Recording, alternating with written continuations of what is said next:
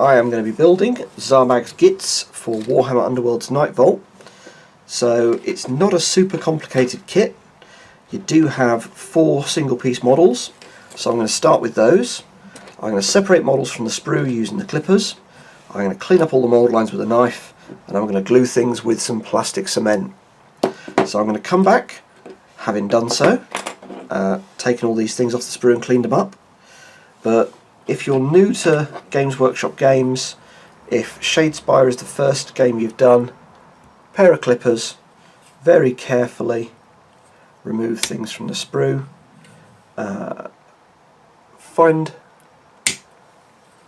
the points where the sprue joins, just clip them off. And then what you're looking to do is find any mould lines, so you can see a mould line here, and gently remove it with a knife. So I'm going to do this to everything on this sprue, and I'm going to come back in a minute ready to build things. So I'll see you in a second. So these are the one-piece models. I've pressed them lightly into the bases because I'm going to paint them separately from the bases. The bases have got enough detail that I think it's worth painting them separately so that I can get to everything and make them look as good as possible. The yellow does not help finding the mould lines, so you might be able to see the mould line here that I'm going to try and get rid of, or you might not. You are going to have to check all of these at least twice for mould lines. They're not huge mould lines, but they're still there. So these 4 can go to one side, and it's time to start looking at some of the models. So I'm going to assemble the squig herder. He's a 3-piece model. Looking at it, you've got this headpiece which goes through here. So these 2 pieces come together like this, with no pins holding them together. So it's basically a case of take some plastic glue and run it around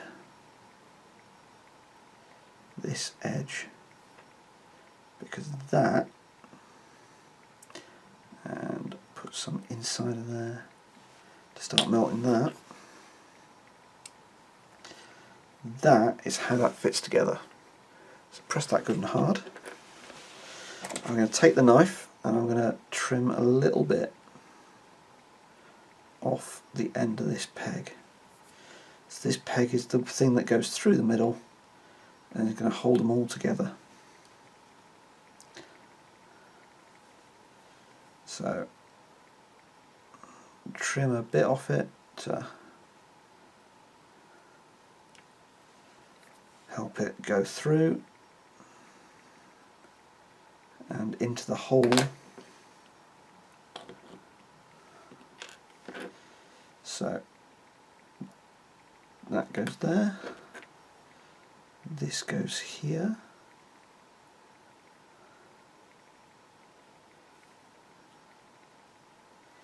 and this goes here, and then we grab this guy. You've got to make sure the head is this way up with the mushroom pointing down, and you push the head into here like this. And then again, I'm not going to shove him all the way onto the base. I'm just going to put that foot peg in there so I can separate him from the base for painting.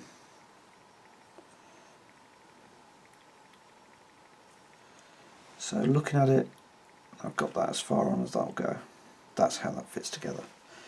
So you've got a head held straight up. Because I'm looking at it from the top and thinking, does that need to go a little further? But I think the answer to that is no.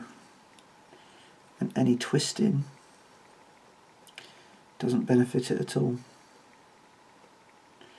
So that's the squig herder done. Next we've got the Fanatic, who is again 3 pieces, the ball and body, and the head and chain. So again, a bit of glue here.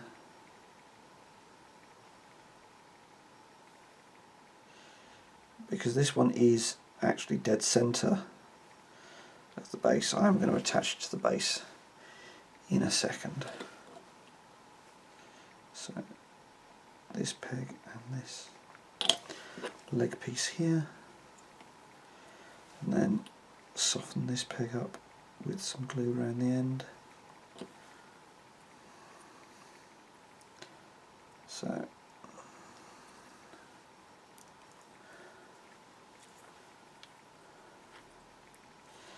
that's these pieces together. So then you've got, this is going to go into here and this is going to come round to here.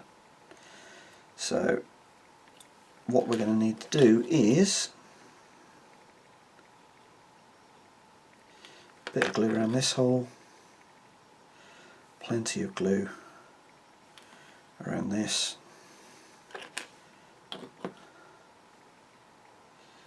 good bit of glue here, and a bit of glue around this peg.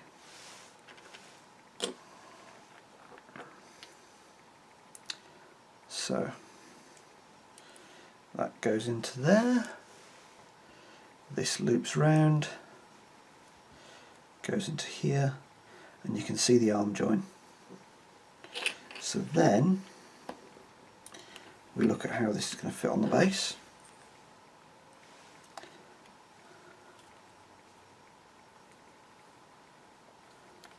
So it's going to have to fit this way, because you've got this bit at the back. So again,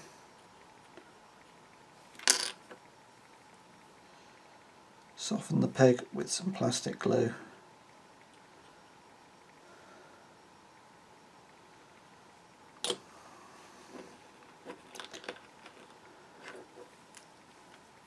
And on that goes. So that is your Fanatic assembled. So we're now up to 6 models done. Now it's going to be squigs. So we've got, this is this body piece, and the head goes on the front. So bit of glue here, bit here, plenty of glue on this peg.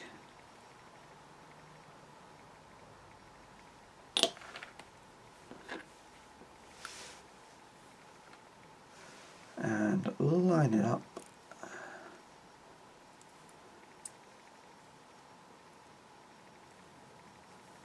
And push that together. So then we've got,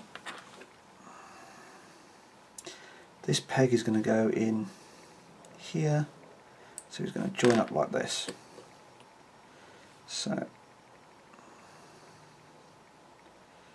soften that peg up.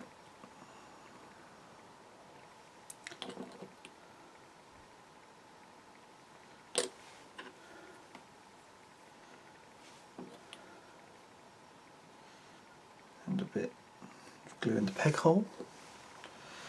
Line that up.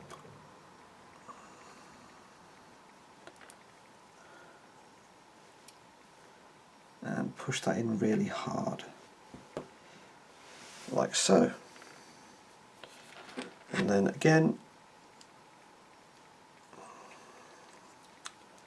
we've got a little hole the foot goes in.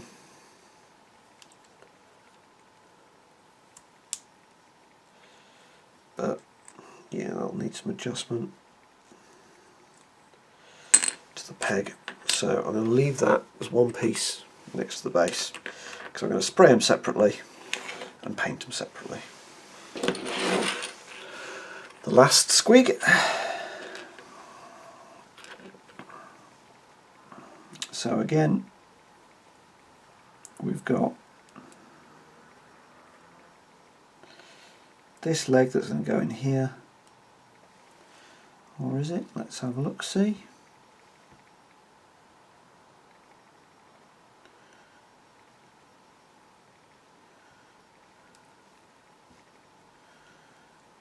And the answer to that is that leg's going to slot in like that, if you can see it. So glue, plenty of glue on the peg to soften that up.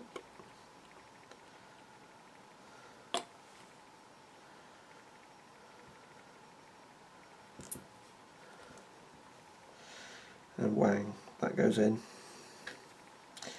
You've then got this peg at the top here, so a good bit of glue here. If you're painting the pieces separately, then you're going to want to paint the tonsil at the back here.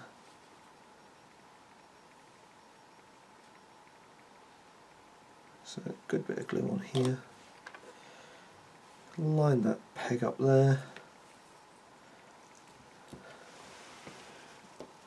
And push that in as hard as you can.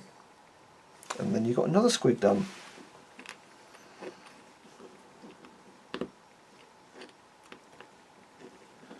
Again, very nice little scenic base. So again, I'm going to paint them separately. So I'll pop that to one side. The last model is the Wizard, which is actually a fairly complex model. So we've got, let's have a look, see, these mushrooms are going to go here. So let's attach this and get it out of the way.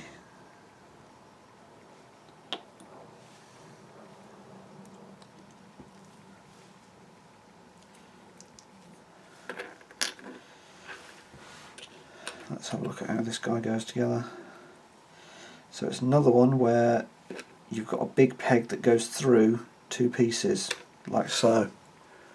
So you've got a head that goes through this section and this section. So this is getting glued on.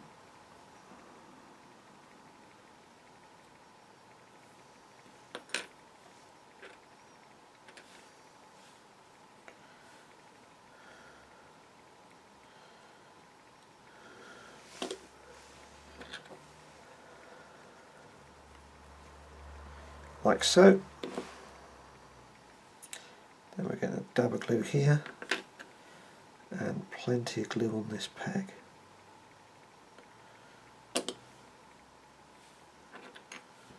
And then this peg is going through here, attaching that model onto there.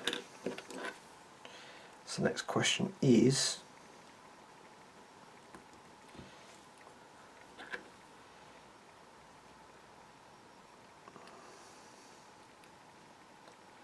yeah, that's going to be an absolute pain in the backside.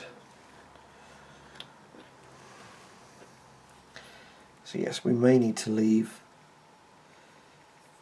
these pieces separate for the purposes of painting, and paint this hand and little cage with a spite in separately along with this model. Paint almost all the base and then pop this guy in and attach that way, because, okay, looking at it, right, I think it's actually probably better gluing this down to here and then doing that body separately, because push comes to shove, we can clip this tiny peg here off and the model will line up when it's assembled. So, and we've got another base and another model to put on it.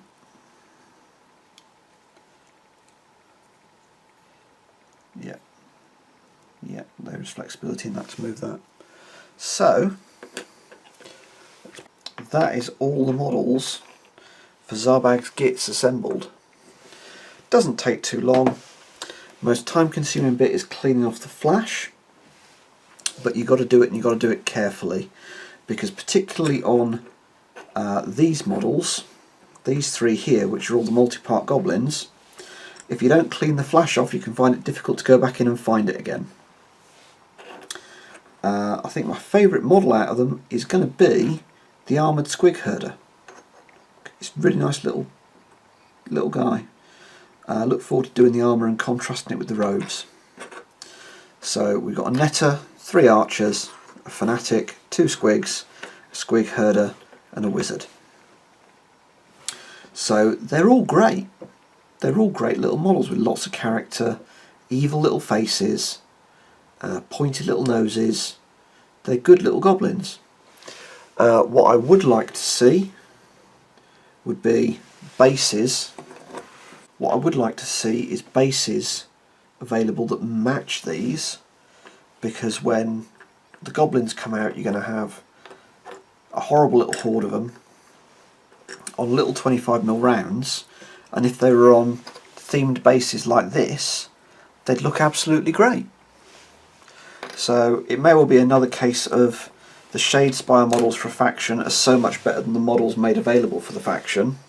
I really like them. They're great models.